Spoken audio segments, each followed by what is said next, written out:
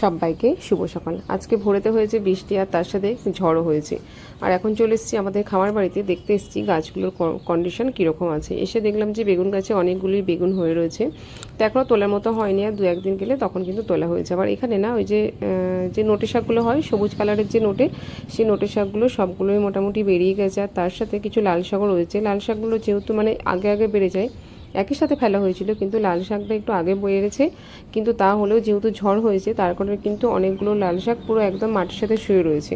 আর এখানে অনেক কিছুই গাছের দানা বসানো হয়েছিল, সেগুলো ওই ঢেঁড়স ওগুলোও মানে বেরোতে আরম্ভ হয়ে গেছে।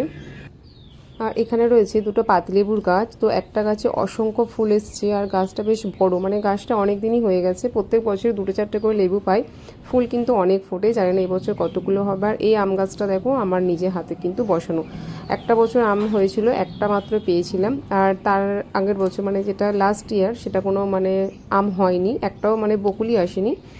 আর এখন কিন্তু গাছ ভর্তি বকুল এসছে, আর তার সাথে কিন্তু গাছটা অনেকটা বড় হয়ে গেছে। দেখা যাক কতগুলো আম হয়।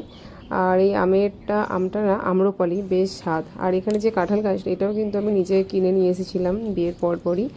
আর এখান থেকেও আগের বছর একটা এঁচড় হয়েছিল, যেটাকে আমরা কাঁঠাল করে খেয়েছিলাম, একটা মাত্রই হয়েছিল। এবারে অসংখ্য ধরেছে, অসংখ্য যাকে বলে, কিন্তু কতগুলো দাঁড়াবে বা কতগুলো এঁচড় বা কাঁঠাল হবে সেটা জানি না, কিন্তু প্রচণ্ড পরিমাণে হয়েছে। আর কিছু কিছু ছোট হয়ে যেগুলো খারাপ হয়ে যাচ্ছে, ওগুলো কালো হয়ে গেছে, ওগুলো মনে হচ্ছে আর না হবে।